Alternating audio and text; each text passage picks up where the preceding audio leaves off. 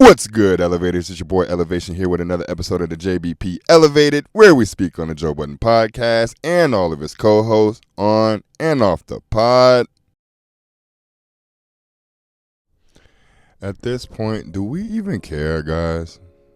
It's a serious question. Melyssa clearly is going through things as a result of the JBP. She didn't wish Joe a happy birthday on any of her social media sites or platforms. She didn't attend the birthday party yesterday. I went on her Instagram page. Of course, I saw the story, but I scoured her page and there's only like 2 videos pertaining to the JBP. Everything else, of course, is her, but she's on one of the most highly rated podcasts in the world, or at least the United States.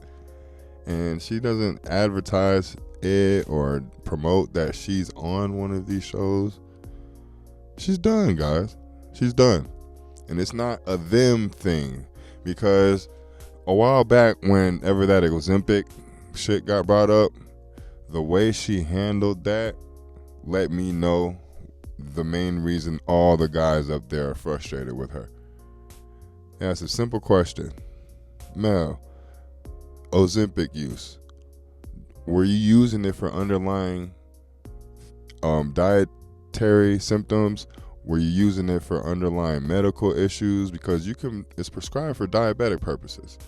Were you using it because you're a diabetic? Simple yes or no question. We already knew what the actual answer was, but instead of her just answering the question, she gets frustrated at them for even asking the question, just to turn around and give the answer that we all already knew was true. She will turn a 2-second answer into a 15-minute soliloquy for no reason other than she's not trying to look a certain way. Although she's doing the things that we already know she's doing. Oh. But at this point, I don't care. I'm tired of even talking shit about Melyssa. I don't care. If she's gone, make the announcement. Let's move on. If it was that simple. But you have to pay attention to the wording that she keeps using on all her posts. You have to pay attention to the wording that happened when Joe said she went to HR and then she got her story out talking about it was not the option that she wanted to use at the moment, but it was going to get tucked. I'm going to save it. What the fuck do you think the HR lady, who was a third-party arbitrator, what do you think that person told Melyssa? For her to tuck it. She didn't say, I'm not going to use that option ever. That option is a no-go. We can't do this. She said, I'm going to save this. The reason I'm so somber in tone is because I'm afraid of the fallout. And y'all know I've been speaking on this potential fallout for months at this point. And for everybody that keeps saying, oh, you've been calling for Melyssa Ford to get fired and she hasn't been fired yet. Supposedly, y'all are, fan is a terrible word. Y'all are supporters of mine. Hopefully, y'all have been supporters for months at this point to hear when I speak and bring these things up initially, when I say it's going to take 6 to 7 months for these things to start occurring. And by golly, if that didn't happen around December or January when I said this initially. And now shit's about to start hitting the fan. So let's pay attention to the now, because I spoke on the now months ago. What happens when Melyssa says, all of these things cause me to have a mental breakdown, I have anxiety, I can provide prescriptions? What happens when she says things are occurring to her now that weren't occurring naturally prior to joining the podcast and have only seen an uptick since joining the podcast?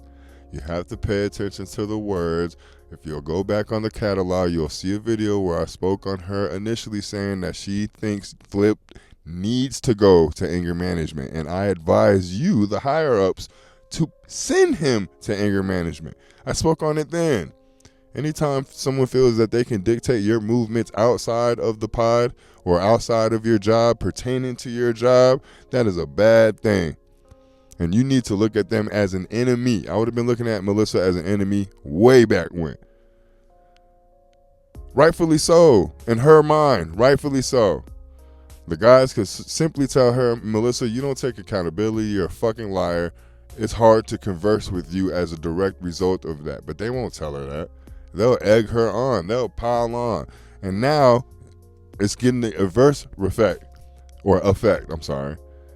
She's garnering empathy and sympathy because now it is egregious. And I've been saying this for a minute. This shit is egregious. The dogpiling is egregious because each and every one of y'all up there can't take any of this shit. None of y'all. Except Melyssa and Imani. Shout out to Imani. And then even he can't take it anymore. He done fucking tossed the, I still think that was a damn CD case at Mark Lamont Hill's neck. None of them could take it. But Melyssa's the only female up there, and I saw somebody leave a comment that made a whole bunch of sense. What happens when Melyssa gets fired or she quits and gets replaced by another female and y'all do the exact same thing to her? What happens then? So at this point, I'm tired of pointing out the things that Melyssa does to have placed her in the position she's been placed in. She should not have been placed in this position to begin with. Because whenever Joe picks at somebody, bullies them, not intellectually, but verbally, throws out assumptions and assertions about them that they deem to not be true, they get fucking frustrated, and there's always a talk that happens behind the scenes. You see a small altercation or blow up on the show, but then the next episode, you see Joe take a totally different tune with them. Melyssa doesn't get that same respect, so it's easy to point out the things that she does because I'm a guy. The vast majority of the viewers are guys, but fuck no.